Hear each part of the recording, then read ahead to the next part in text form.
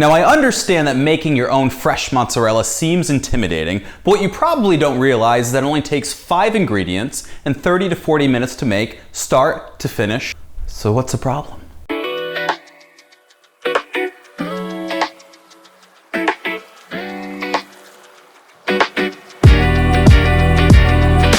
So now I'm going to teach you how to make the cheese. First, we're going to select our milk. Now conveniently, milk will almost always indicate whether or not it is ultra-pasteurized. For making fresh mozzarella, you do not want ultra-pasteurized milk. Now I have 3 liters of milk I just pulled out of the fridge. It is still cold. We're going to take it, give it a shake, pour.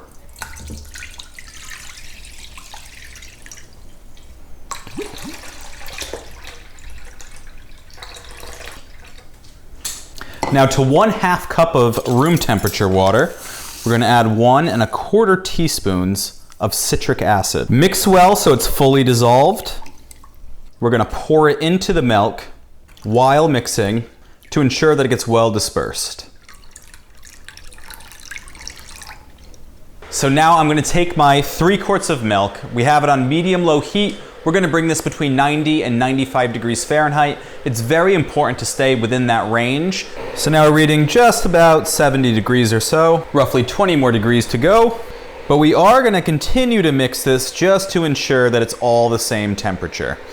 Now you don't have to get crazy with the mixing, but you definitely want to make sure that it's a consistent 90 degrees all the way through. So now we're reading 92.4 degrees.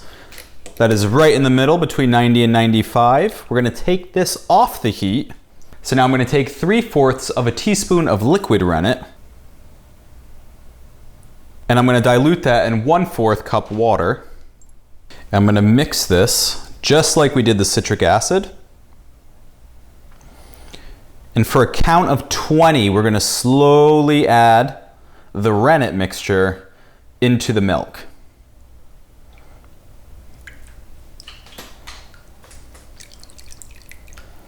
Now to prevent the curds from breaking up that are already beginning to form, we're going to stop the 20-second mark. We're going to cover this. We're going to let this sit for 10 minutes. I have a 10-minute timer going. Curds are forming. I believe it's the perfect opportunity to remind you to subscribe to our channel. It's a simple click of a button. It costs you nothing. Voila. So I can see here, I can tell that our curds have formed.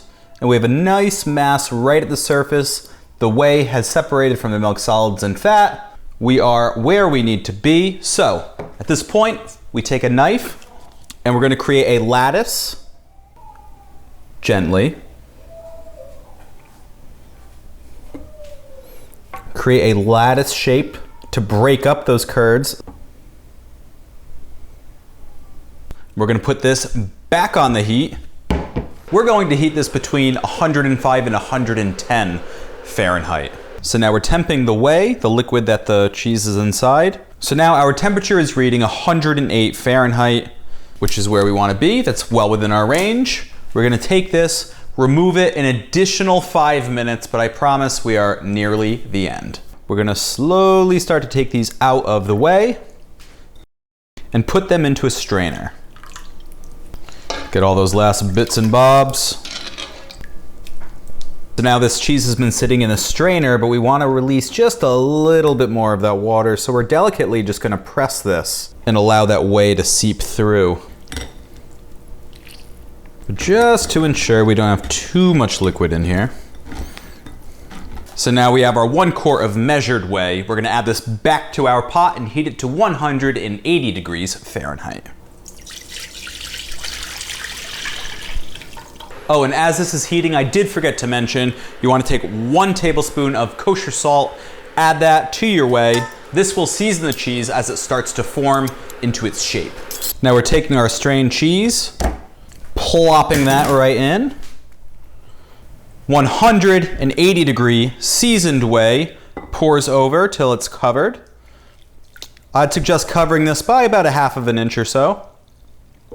This has been sitting now for 1 minute and 30 seconds. Long story short, it doesn't really matter how long it sits inside the hot liquid. What does matter is if the curds mend together and they become elastic. So I'm going to show you now what I'm talking about.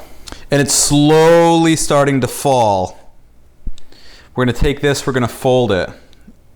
We're gonna stretch it. We're gonna fold, and we're gonna repeat this just a few times.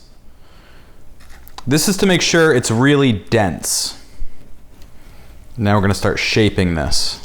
And I think we're gonna get 2 medium-sized mozzarella balls out of this. If you use a full gallon, which is what I will scale the recipe to in the description below, check that out. It's gonna be for the full gallon, so you'll get 2 larger size mozzarella balls. So now I'm gonna hold this like so. I'm gonna create a C shape in my hand, and I'm just gonna push the mozzarella through. Pinch off when ready. And there you have a mozzarella ball.